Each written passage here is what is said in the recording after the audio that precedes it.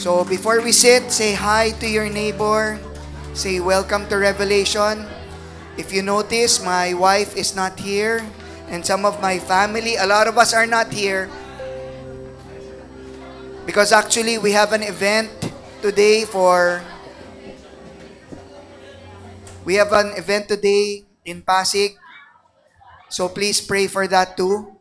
Na maging maayos ang aming event. Tagal ng hello nyo. Okay. And I'd like to take this opportunity to greet my mom. Happy birthday. Asan mami ko? Oh, happy birthday. It's her 50th birthday, mama. Asan si mami? Ayan. 50th daw. Matanda pa ako sa kanya, no? I'm already 52. Ayan. So today we are continuing on our series. So if you were here last week, we are talking about the satisfied soul. Okay? We're talking about the satisfied soul, and today we're going to discuss one of my favorite books and one of my favorite chapters, the book of Philippians. And probably one of the reasons why I love Philippians is because it's also called the book of joy. Sino sa inyo ang may joy sa sarili ninyo? Do you know the difference between joy and happiness? What? Anong difference ng joy and happiness? Okay? Ang joy, it comes from within. Okay? It's a type of emotion, it's a kind of happiness that you can't explain. While happiness is external. That's why happiness comes from the word happening. It depends on what happens outside, whether you're going to be happy or not. Diba? Nagets niyo yun? So, Philippians used to be my favorite book kasi nga it's a book of joy. And it's actually a great surprise, katulad ng sabi ni Pastora Beth last week, na Philippians was written while Paul was in prison. Because if you read it without knowing the context, you'd think that he was in a happy area. And then malalaman mo na Paul was writing all of this from the prison, and it makes everything just change. So let's read it in verse 10. It says, I rejoice in the Lord greatly that now at length you have revived your concern for me. You were indeed concerned for me, but you had no opportunity. Not that I am speaking of being in need, for I have learned in whatever situation I am to be content. I know how to be brought low, and I know how to abound. In every circumstance, I have learned the secret of facing plenty and hunger, abundance and need. I can do all things through Him who strengthens me. And you know what? Itong last verse na to, this used to be my favorite. In other versions, it's easier to remember. Yung sinabi ni Paul, ang sabi niya doon, I can do all things through Christ who strengthens me. And some people, some Christians have actually taken that verse to liberate themselves from any sin that they're committing. Sabi nila, okay Tam, sabi ni Paul dyan, no, I can do anything. Okay? But Paul was actually talking about yung joy na meron siya. Nasabi niya, you know what? My joy is not dependent on my circumstances. I have learned how to live with a lot, and I have learned to live even with plenty. Kung marami, masaya ako. But even if wala, masaya ako. Now, I know a lot of us here, pagka kakabayad lang natin ng utang, ang saya, di ba? We're happy when we're able to pay off our debt. Ang sarap ng feeling to be debt-free. But how many of us can actually smile pagka walang-wala tayo? Meron ba ditong walang-wala? Ha? Meron ba ditong mga walang-wala? Wala. So, lahat tayo meron. Amen? All of us have. Sabi nga, and actually, I'm taking all I am paraphrasing what Paul is saying here. The basic idea of what he's saying here is, because when I have Christ, then I already have everything. And everything else is just icing on the cake. Kaya nga, hinighlight ko dyan, sabi niya, I have learned in whatever situation, I am content. And yung series natin, our series on our satisfied soul, is actually about that. How to be content, how to be satisfied despite what you have. Okay? Kaya dito, sinasabi dito ni Paul, sabi niya, I rejoice in the Lord greatly that you have revived your concern for me. I'm glad. Biro mo merong mga nagkikare sa kanya and happy siya dyan. Bakit parang umakit baba yung aking microphone? Yeah. Okay? But sabi niya, in days na hindi kayo nakakapagbigay, I know the reason, because you don't have any opportunity. Hindi katulad nun sa atin, minsan tayo, we tend to judge people na pagka hindi sila tumulong sa atin, nagtatampo ba tayo sa kanila? Minsan nagtatampo tayo sa kanila. Ano ba yan? Hindi man lang ako tinulungan ng church. Hindi man lang ako tinulungan ng kapitbahay namin. Itong Bible study group ko, nung may kailangan ako, niwala man lang. Dito, Paul was thinking positive and saying during the times that you weren't able to give, it was because you didn't have the opportunity. Okay? Paul is saying here that in every situation, we need to just be thankful and give thanks. Diba? Tuloy natin. Verse 14 to 20. Yet it was kind of you to share my trouble. And you Philippians yourselves know that in the beginning of the gospel, when I left Macedonia, no church entered into partnership with me in giving and receiving, except you only. Even in Thessalonica, you sent me help for my needs once and again.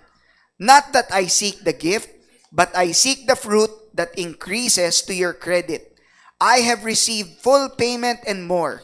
I am well supplied, having received from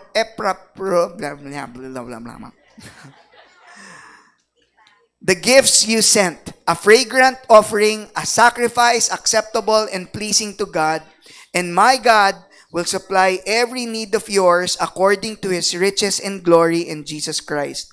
So in the same chapter, he's actually reminding us. Sabi niya, I know that in the past, you were able to give me. In fact, even nung time that I was already in another church far away, you still sent me something.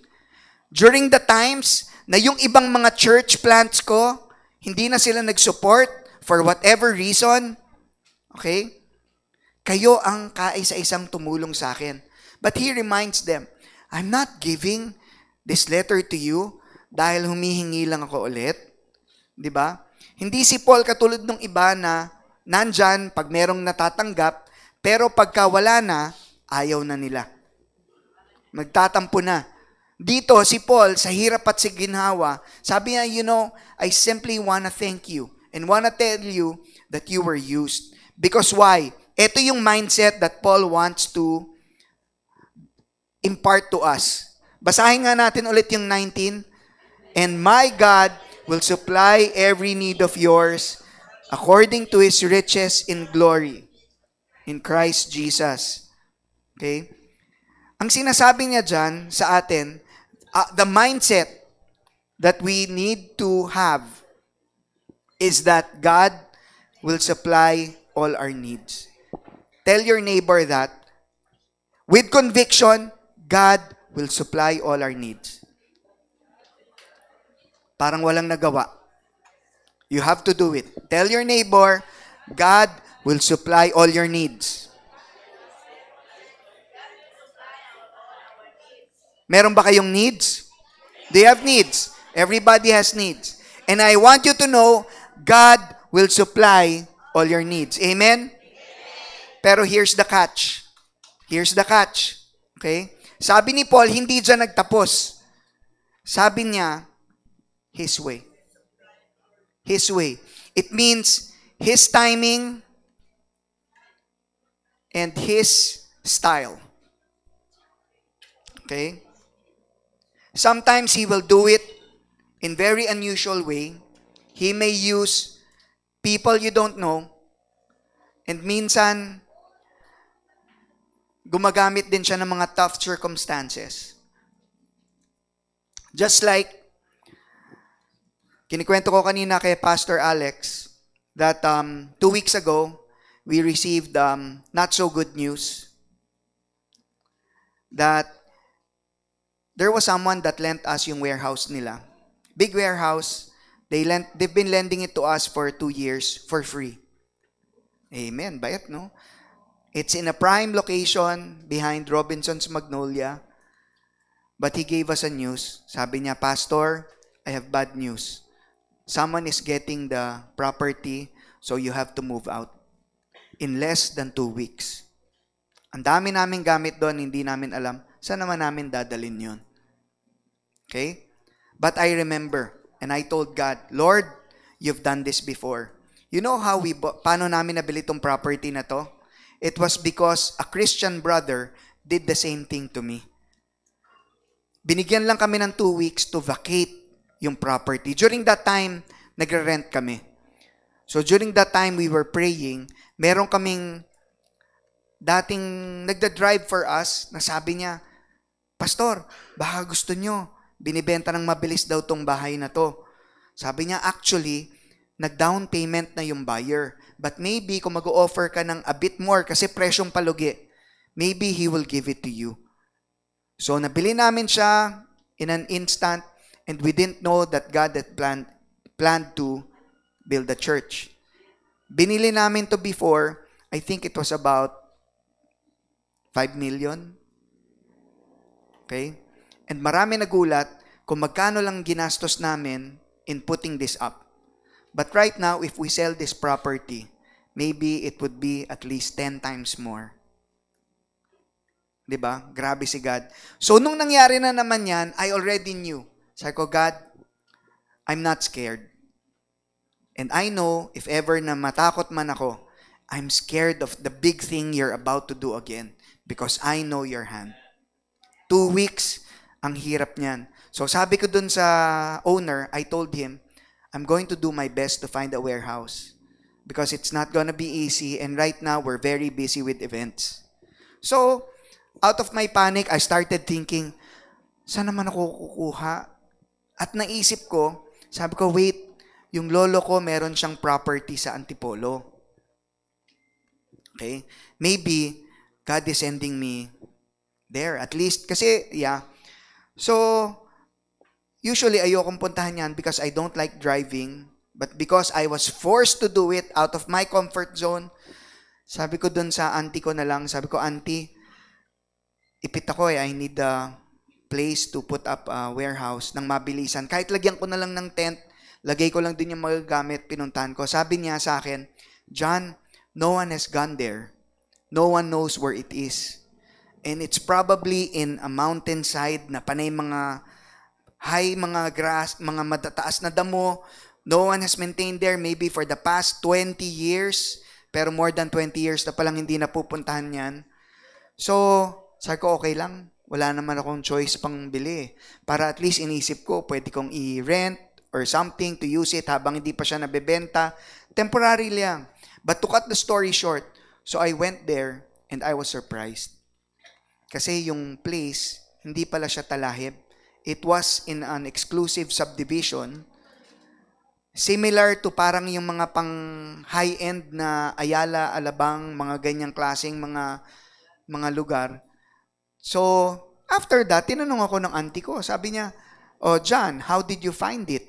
Sabi ko sa kanya, auntie, maganda naman siya. Sabi niya, but is there water? And I was honest. Sabi ko, yun lang. No water, no electricity. And she immediately presumed na, see, kaya ayaw namin puntahan yan wala pang tubig. Pero hindi naman niya alam na by the end of this month, may tubig na siya. 'Di ba? So I asked her, sabi ko, so ayaw nyo talaga tong property na to? Sabi niya, ayaw. Tapos, nung sinabi niya, sabi ko, sige, if you don't want it, how much are you willing to send it? And binigay niya na naman for a really low price kasi hindi pa naman niya nakikita. So sabi ko, nako, Lord, kunin ko na to. Yung price na binigay niya is so low na kayang-kaya siyang bayaran na. not knowing na yung price niya is actually times 3 or times 4 that amount. And so God has done it again. And I was thinking, and nung nagpunta dun si Ces, kilala niyo naman si Ces, no? When she went there to pay for the you know what? The taxes of that property has not been paid for so long that the government already scheduled its auction this coming December. So parang nagulat lang ako na grabe, if not for the being kicked out of the warehouse, hindi ko titignan yung property. I will not bother driving to that property. And if I did not go to that property, hindi ko malalaman, our family would not know, bibenta na pala ng government yan. So sometimes the blessing that God wants to give you is disguised as a problem. Okay? Sino sa inyo may mga problema ngayon? God is setting you up for a breakthrough. But before the breakthrough, part of that word is the break. Amen? Parang walang masaya sa inyo. Okay? But the problem is, so ito yung tagin yung tatandaan, God will supply all your needs. Okay? And you know what? It's nice to say this over and over every day. Because usually, when you don't remind yourself that, anong mangyayari sa inyo? You get fearful. You get anxious. Nagwo-worry kayo. And worse, you start doing things not God's way, but you start doing things your way. Doon ka nagtitake control. Similar, di ba? Doon kay Saul, na yung time na si Samuel has not arrived, what did Saul do? Ang ginawa niya, sabi niya, ang tagal naman ito ni Samuel. He got impatient and did his own sacrifice. Doon nawala yung anointing sa kanya. Kaya tinanggal sa kanya yung pagiging hari because he got impatient. So marami sa atin, pag tinignan yan, iisip natin, grabe si Saul, no?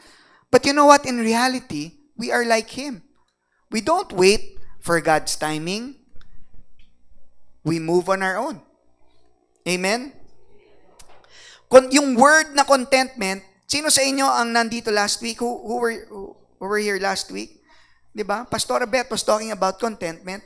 And it's so easy to be content when you're in plenty. Pag marami, walang problema, I'm content. But contentment is tested not when you have a lot.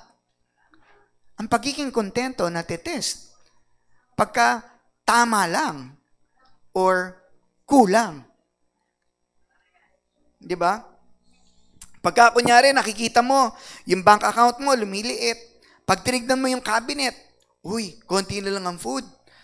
O kaya pag when you open the ref and you see so much spaces, can you still trust that God will supply you with everything you need?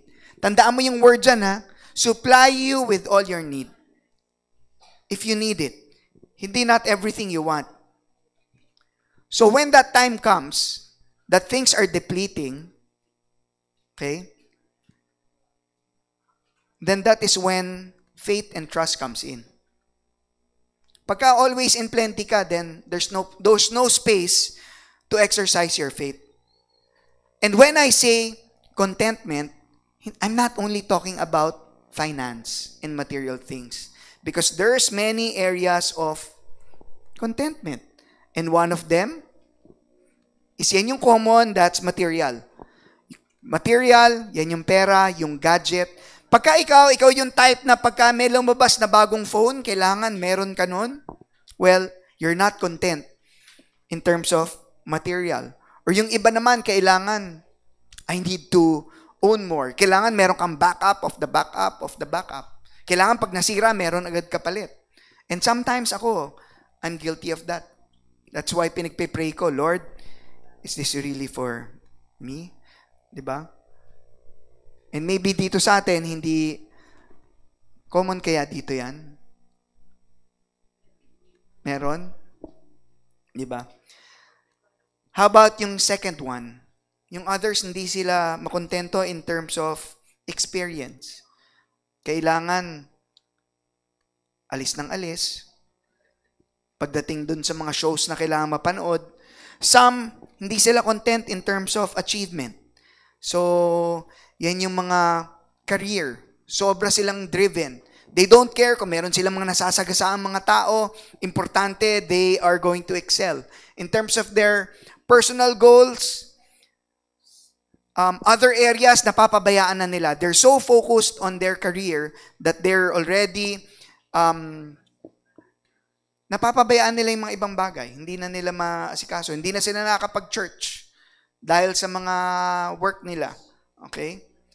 Others, in the area of information, endless. Kailangan aral ng aral ng aral. O kaya, lagi sila katitig sa phone nila. They have to be updated sa mga kaibigan nila. Kailangan sa TikTok, pagkagising pa lang, tingin na agad kailangan sa TikTok. Anong pinost nila? Anong ganyan? Diba? Meron kang fear of missing out. And sometimes naman, discontent natin emerges from our emotions, sa mga relationship. Kailangan lagi silang na-validate. Otherwise, kulang. Okay? They feel lack. So, all of these things are nice. Sabi, Pastor, so are you trying to tell us that we shouldn't have ambitions? We shouldn't have dreams? I've thought about it. Hindi. Tinuro ko na yan ilang beses sa inyo, the importance of having goals. Okay? But importante na itong mga goals na to, we know that the goals itself come from the Lord. Diba? Kailangan ang Lord ang dadala sa inyo dyan. There's a big difference between contented and complacent. Yung complacent, parang tamad ka niyan. Ayaw mong gumalaw. Pwede kang mag-hide behind the excuse. Sabi ni Pastor, maging content daw ako eh. Diba? So, kaya wala akong ginagawa. Hindi ako nagtatrabaho, ganyan. Iba po yun. Hindi po yun ang tinuturo natin. Are you still here? Okay, hindi yan ang tinuturo natin. Okay? Ang tinuturo natin is do your best. Kung ano man yung meron ka, be happy about it. Okay? So, let's go on to our application. Paano ba natin ma-overcome itong mga desire na kailangan meron ako lagi? Hindi pwedeng wala. Lalo na ngayon, di ba? Anong mangyayari next year, May? Magkakaroon ng eleksyon. Tapos, pagka kunyari, sino boboto mo? O, depende kung sino mas mataas magbigay. Kailangan there should be more. Di ba? So, escape the more trap. Because ang more trap, endless yan. And naalala ko dito, yung time na nagkaroon ng pandemic, nagkaroon din ako ng type of addiction. Yung addiction namin para mag-workout, para magpapayat. Because doon kami kumukuha ng validation eh. Especially when people tell you about, wow, you look so good, ang payat mo. How did you do it? Ba, doon ka nakakuha ng angat ako sa iba. Diba? So from size 32, mamaya, size 30, and you want to reward yourself, so anong gagawin mo? 2 inches. Punta ako ngayon sa SM, bili na ngayon ng mga dami. Ay, hindi pala sa SM. Doon pala ako sa carousel, mga second hand lang pala yung mga binibili ko. So, padala-padala, mamaya from 30 inch, 28, ay, bili na naman ulit. 'Di ba? Hanggang mamaya, nagkaroon ng point, si Sabrina, asan si Sabrina? I actually, nagkasya ako sa pantalon ni Sabrina. Right? Remember? Oh, size 27. Tapos, pagpunta ko dun sa mga tindahan, dumating yung point. Teka, wag niyo akong tignan ngayon. Ha? Yun nga yung point eh. I've gone back to my old size. Okay? Dumating yung point na I was already looking at ladies' pants. Okay? Kasi sa mga men, wala nang size 27. I went down to about 137 pounds, 137 pounds. And I was so happy about it. Yan yung more trap. It didn't matter anymore kung okay pa ba. Kasi alam nyo, nung tinignan ko yung picture, kasi nag-pictorial tayo dito nun eh. Nung ngayon, tinitignan ko yung picture, sabi ko, grabe, ang lubog-lubog ng mukha ko. Pati dito sa ilalim, ang lubog na nun. Because I was just so hooked up in the more. Ang problema sa more, kaya siya tinawag na trap, is we do not know when it ends. Basta alam natin, masarap sa feeling. Masarap sa feeling. Pero isipin mo yung pinaghirapan ko nung time na yon, it didn't take long. Mamaya, 30 na naman ako. Ngayon, back to 32. Pero okay lang. Kontento naman ako. Diba? So let's read this. Sabi dito sa Matthew 6:19-21, it says there, "Do not store up for yourselves treasures on earth, where moth and vermin destroy, and where thieves break in and steal. But store up for yourselves treasures in heaven, where moths and vermin do not destroy, and where thieves do not break in and steal. For wherever your treasure is, there your heart will be also." So what are you fixated in? If meron ka mang more right now, try to analyze, ano ba yung mga things that you want more of? Ano ba yung mga things that you want more of? Alam mo, last week, if you notice, medyo madalas kaming wala dun, is because we are also ministering to pastors in Kamsur. And so last week, we went to a ministerial in somewhere, hindi ko nabanggitin. Doon sa area na yan. Tapos Jesus Reigns kami doon. And after that, Monique and I, we spoke and we noticed something. That even while praying, many of the pastors were just on the side talking. There were some pastors during praise and worship, they were outside using their phones. Praise and worship. And so after that, we met as a group and I told them, you know what? Medyo concerned ako. If the leaders of the church themselves, ano yung first song kanina kinanta natin? Holy Forever. If the pastors themselves, if the leaders of the church themselves, hindi sila na bibighani. Ano bang bighani sa English? They're not in awe of the holiness of God, even during worship. How can they give that sa people? So sa akin, if we want more of something, para sa akin, there's only one na dapat nating i-want more. We want more of Jesus. And other than that, anything na gusto natin ng more is actually from our flesh. And yan yung sinasabi dito ni Matthew nung sinulat niya dito. Sinabi ni Jesus, don't store up treasures. If you want more of things, let it be not things of this world. Because kahit anong i-more mo yan, even if sobrang dami niyan, iiwan mo rin yan dito, masisira din yan. Kahit gaano kaganda yung bahay mo, alam nyo, isang sunog lang ang katapat. Isang sunog lang ang katapat niyan. Everything gets burned down, everything gets destroyed. So if you will want more of anything or more of one thing, let it be your craving for more of Jesus. Amen? Ako marami yung kilala mga hoarders. Yung iba sabi nila, pagpasensyahan mo na kasi nabuhay ang mga yan yung time ng gera. Nung 1945 to 1947, ilan sa inyong buhay na during that time? And that was a season of lack. Hirap kumain. Pag pinanood nyo yung Pulang Araw, makita nyo doon, wala silang halos makain. Okay? Sobrang sangkaterba lahat. So, sanay na sanay sila mag-hoard. But at the same time, yung iba namang kakilala ko, sobrang yaman, may-ari ng mga hotels, but they don't even want a smartphone. Yung phone nila, mga analog pa. So, ano yung sikreto? Bakit yung mga mayayaman, yung iba, simpleng-simple lang naman mamuhay. And then yung iba naman, mahirap pero nag-ambisyon. Ano kayang difference nila? Ang sikreto diyan, we need to focus on what we have at wag niyong pansinin yung kung ano yung wala. Meron pa kasing actually pinsan tong si discontent and yung pangalan naman niya is entitlement. Okay? They're relatives. Discontent says, I want more. Hindi ako happy dito. Gusto ko, mas marami pa. But ang entitlement naman, ang sinasabi niya is, I deserve this. Tignan nyo. Ilan sa inyo nag-try mag-diet? Diet? Try niyo mag-diet? Nag-try ka mag-diet. Okay? Pag nag-try ka mag-diet, meron silang tinatawag na yung isang araw na pwede silang hindi. Ano tawag doon? Cheat day. You have that cheat day.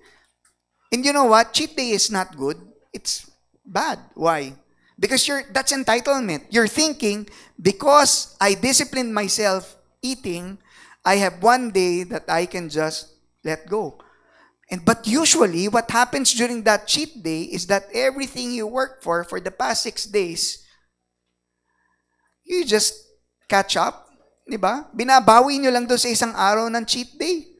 So, ang nangyari sa iyo doon, 6 days you work hard only to fall on the 7th day. And sometimes tayo, ganyan din. We do our cheat day, I work 15 days, I'm going to go shopping today, and what happens, everything you work for, you just spend mindlessly. Okay? That's entitlement. And sometimes, entitlement is really something you don't really deserve. It's all in your mind. Okay? So, how do you get to the bottom of this more trap, and how do you stop it? Paano natin pipigilan tong lagi nating iniisip, I want more, tong discontent. Paano siya natin So, unang-una, you have to get to the root of the wanting. Bakit? Bakit ba natin to gusto? Alam nyo, itong wanting more, there's a deeper psychological reason behind it. Bakit yung mga ibang tao, tawag nila doon sa pagkain, comfort food? Alam niyo yun? Ito yung comfort food ko eh. You know why? Because meron silang discomfort. They don't feel too good, so may mga pagkain na, kunyari ako, comfort food ko, lechon, halo-halo, yan ang mga comfort food ko. It brings me happiness. But in order for that to bring me happiness, hindi ako kakain yan pag masaya naman ako. I don't need that. Okay? So yun yung root cause why I want more. Because there is dissatisfaction.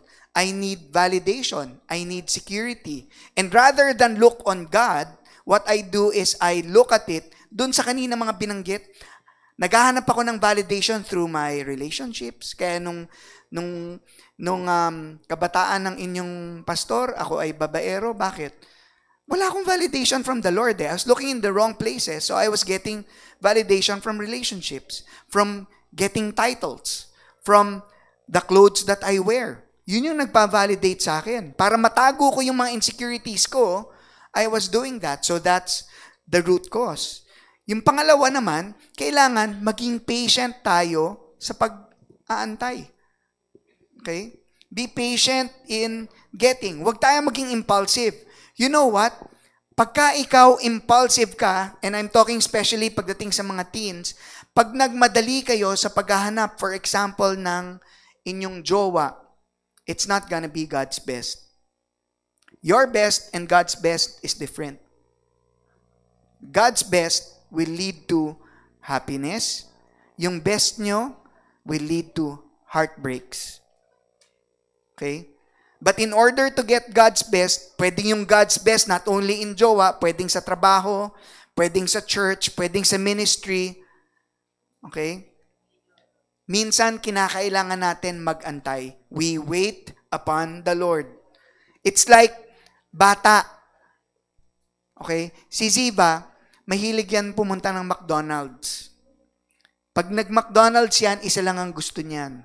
Happy Meal. Hindi dahil sa pagkain. Yes? Okay?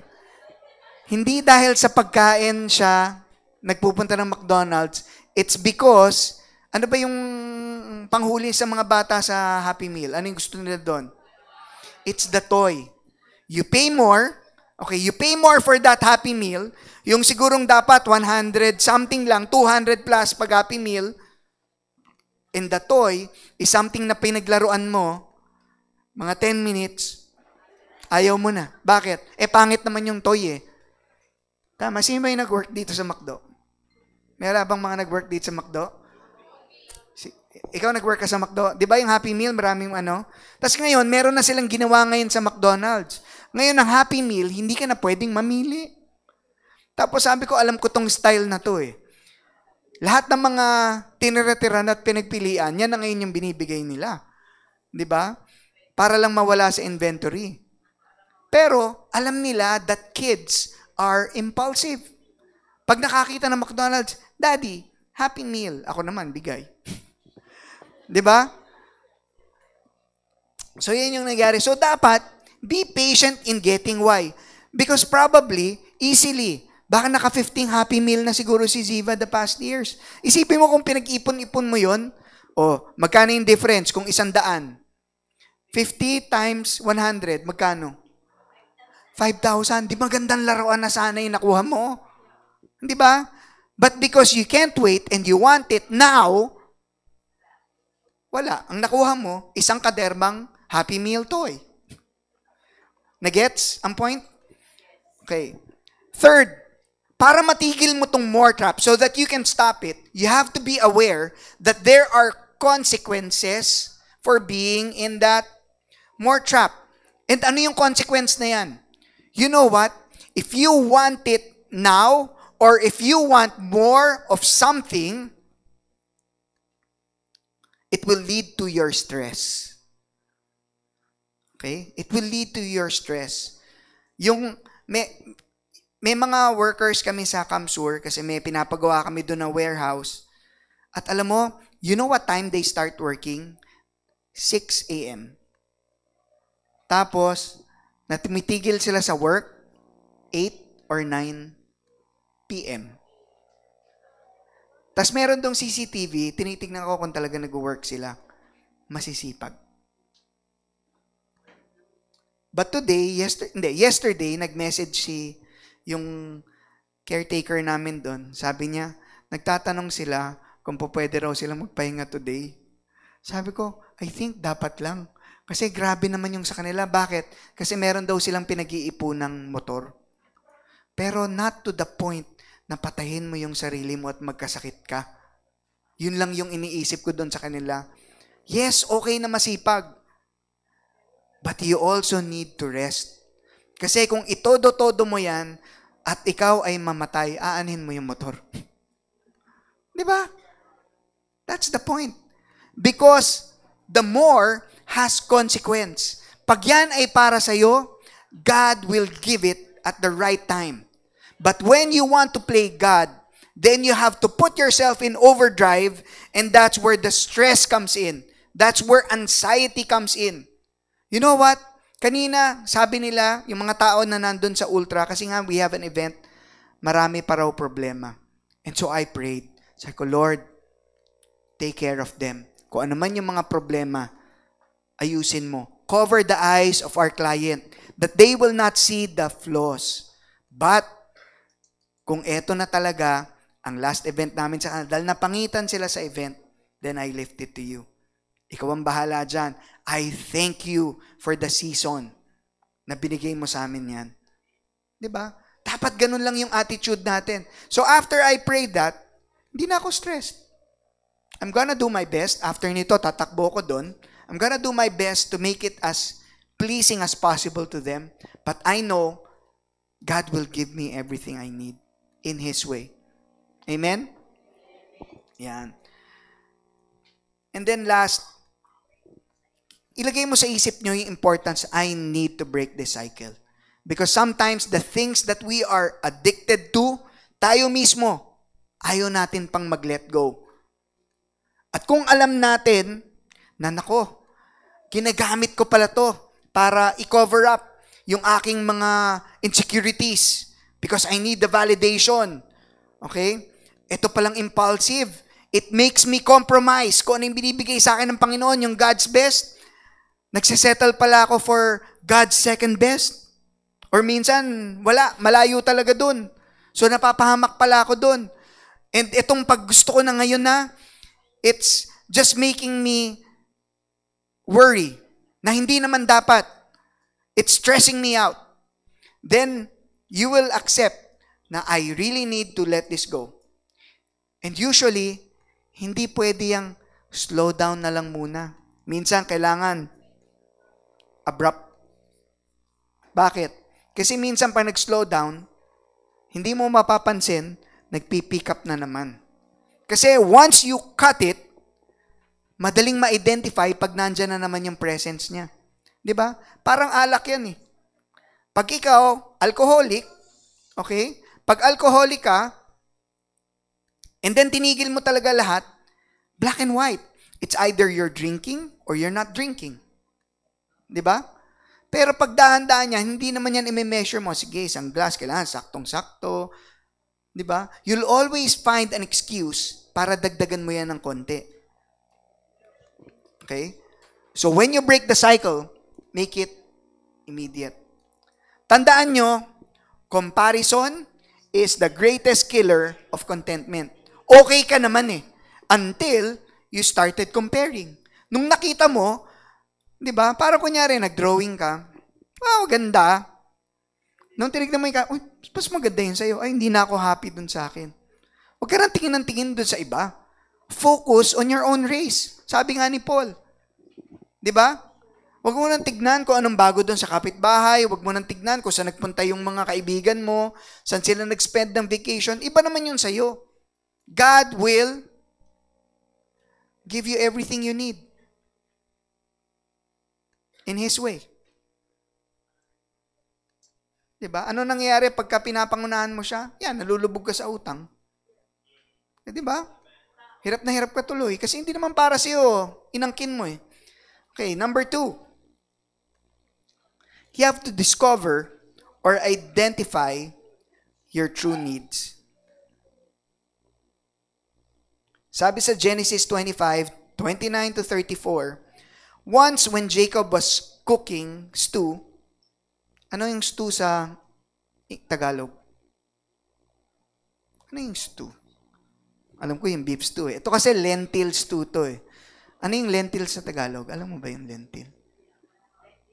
Lentil. L-E-N-T-I-L. Do you guys know what lentil is? What is it? It's like beans, right? Yeah. So parang isipin na natin munggo. Munggo, ginatang munggo. 'Di ba? Isipin mo, you know what happened here? Esau and Jacob, they're twins. Ang nangyari dyan, sabi dito, when Jacob was cooking stew, si Esau came in from the field and he was exhausted. He was so hungry, gutom na gutom. Pag uwi niya, he said to Jacob, give me some of that red stew. So it's red beans. For I am exhausted. Pagod na ako at Tom Goods na. Hindi ako hungry, I am hungry. Therefore, his name was called Edom. Jacob said, sell me your birthright now. Esau said, I'm about to die. Of what use is a birthright? Isipin mo, alam mo yung sinabi dito ni Esau? Sabi niya, aanin ko tong mga mana ko. Actually, it's more than an inheritance because it's the status. Doon kasi sa kanila, pag ikaw yung firstborn, meron kang double portion ng inheritance. So, kunyari, magkapatid tayo, pag namatay yung magulang, it's not 50-50. It's going to be 66%, 33%. Kasi doble yung sa firstborn. Pero dahil doon sa isang sabaw na yon, sabi niya, anin ko yan kung patay na ako. Okay? So, dito, tignan mo yung true needs mo. Because sometimes tayo, sobrang impulsive natin sa ating mga decision making, hindi na tayo nag-iisip. Kaya pala dito, sabi niya, therefore his name was called Edom.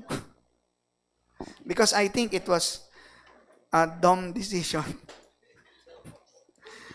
Diba? Kaya tignan mo, kunyari yung mga bata, hindi naman nila talaga alam kung ano yung need nila eh. Offeran mo yan, pili sila, laruan or 10,000 pesos. Kahit cheap na laruan yan, kahit siguro yung sa Happy Meal. Diba? Like that example na lang eh. Yung sa Happy Meal. Diba? Ano bang good niyan? That's like the stew na gustong bilhin ni Esau.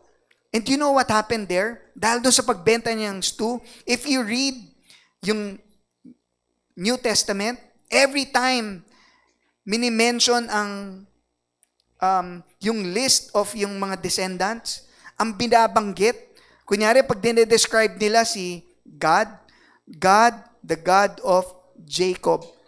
Hindi sinasabi na the God of Esau. Never. Every time na pero dapat si Esau yun. Dapat the God of Abraham and Esau. Pero dahil dun sa binenta niya yung kanyang birthright, hindi niya alam yung true need niya, biglang napunta na siya kay Jacob. Okay? Isang fact lang, God knows me more than I do. Do you believe that? God knows you more. Kesa sa sarili mo. Minsan kasi tayo, alam mo yung problema, yung emotion natin gets to the better of us. Kaya 'di ba, pagka wala kang pera, naiinit ulo mo, pagka inergabyado ka, pag sa road, they cut you off, mainit ulo mo. Pag sa mga tricycle drivers, inunahan ka ng kasama mo, dapat ikaw yung susunod. Sinakay niyang iba, biglang nawawala pagka Kristiyano mo. 'Di ba? Pag medyo maliit yung portion na naibigay sa iyo sa pagkain, aalsa ka, medyo umiinit yung ulo mo. Because our emotions plays tricks on us. Dun sa body, soul, and spirit, yung soul where the emotion is, that's where the warfare is. Okay? Dun tayo inaatake. The enemy attacks us there in our soul. So it's all in the mind, it's all in the heart. And if we don't guard our heart, what happens is our heart rules over us and we decide based on our emotion and we feel that at that moment, yun yung tamang gawin and then later on, we will discover, mali pala yung decision na yun. Nauna pala ang emotion. And usually when that happens, it's not good. So dapat lagi natin tinatanong, Lord, ano ba talaga yung true need ko? Ginagawa niyo ba yan? Ginagawa niyo ba yan? Dati nung kay Jazz, kay Jazz lang pala. Sab, did you take yung upcut? Yeah. So, nag-upcut. Yung papasok sa UP, kasi sa UP, mas mura yung tuition. So, tas maganda yung education. So, gusto namin sana mapasok sila doon. Pero kung hindi yun yung will ni God, then we're okay with that. Diba? Because hindi naman kami based on emotion eh. Sabi sa 2 Corinthians 4:16-18, so we don't lose heart. Though our outer self is wasting away, our inner self is being renewed day by day. For this light momentarily affliction, ano ibig sabihin ng affliction? Ito mga problemang nangyayari dyan sa inyo is preparing for us an eternal weight of glory beyond all comparison as we look not to the things that are seen, but to the things that are unseen. For the things that are seen are temporary, but the things that are unseen are eternal. So Paul is actually giving us a tip. Para sa Corinthians, so sabi niya, kung nahihirapan ka, if you find it hard to distinguish what's my true need, what's my so here's a tip. Sabi niya dyan, if you can see it, temporary lang yan. But the things that are not seen, they're the ones that are eternal. Okay? So kung nahihirapan kayo mag-distinguish, yan lang yun. So like for example, di ba?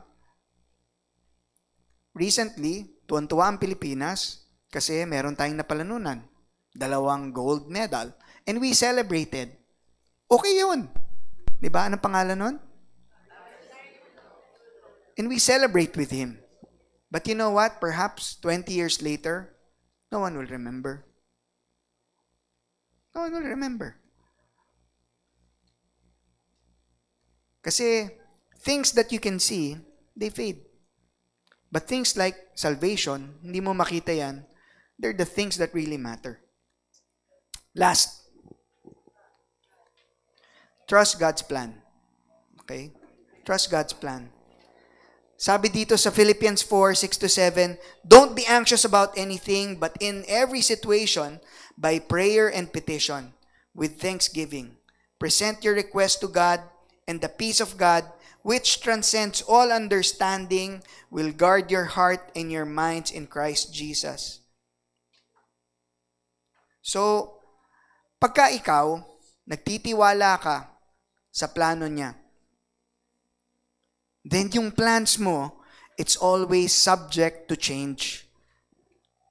Ako, personally, every time I prepare, I usually give my presentations last minute. But sometimes I prepare. Like kunyari, ito ngayon, I started preparing it mga a week and a half ago. So every day, during my quiet time, I would open my presentation, I'd read through it. Okay, walang pinapabago si God. The next day, titignan ko siya ulit. Okay, wala pa rin siya pinapabago as I do my quiet time. Pero kanina, last minute, sabi ko, ito na naman si God, may mga bagong change na naman siya. And I know it's always like that. Ang buhay natin parang ganyan. Meron tayong mga plano, meron tayong mga gusto mangyari. But in the end, lagi natin pinapakita yung kay God, Lord, this is my plans, these are my dreams, anything you want changed. And then sabi niya, you're still good. You're still good. So okay lang. Diba? And that's a daily routine. You need to trust the plans of God. And sabi niya dito, kanina yung song natin, yung peace. Peace is so important. Because sabi niya dito, the peace of God. Etong peace daw na to, it's not like world peace, na ibig sabihin absence of war. Sabi niya, this peace is what normal people do not understand. People who don't have God, they don't experience this peace. This peace that we are talking about is exclusive for those who have God. Paano naman yung may God pero hindi si Jesus yun? Iba yung God nila eh. Kasi yung God nila, hindi kasing mahal sila kesa dun sa pagmamahal ng Diyos sa atin. Our God is the God who sacrificed His own Son for us. Ganun tayo ka mahal ng ating Diyos. And because of that love, because of the character of God, then we have peace. And because of that love, we can trust His plan. Alam natin, etong Diyos na to, He is all-powerful. He is all-knowing. He knows us more than we know ourselves. And so, with all those facts, alam natin, yung plano niyo mas katiwa-tiwala. Even when it doesn't match with our plans, kinino kayang plans ang mas maganda? Kay Lord. Diba? Kaya nga yung reading kanina, if you're following yung sa YouVersion, ang reading today is yung paborito ng marami na Jeremiah 29:11. Nagbabasa kayo nun? Diba? Yun yung verse kanina eh. Nasabi doon, I know the plans I have for you, says the Lord. Plans for good. Diba? His plans are good for us. It might be different from our plans, but it's good. And it's better than our plans. Sabi niya, etong peace daw na ito na hindi naintindihan ng iba, it is this peace that will guard our hearts. Not only our hearts, but even our mind. Trusting God is important. Because pag nawawala ang trust, that is when we grab the steering wheel back from God and say, ako na nga muna ulit, Lord. Ako na lang muna ulit. Okay? So one of the things na ginagawa natin so that we can prove that we trust God, and I wanna advertise this, sa November 8, lagay nyo sa kalendaryo nyo, we're going to start a 21-day fast. This is not a full fast. This is a Daniel fast. Okay? We're going to do a Daniel fast from November 8 up to 29 in preparation for Jesus reigns.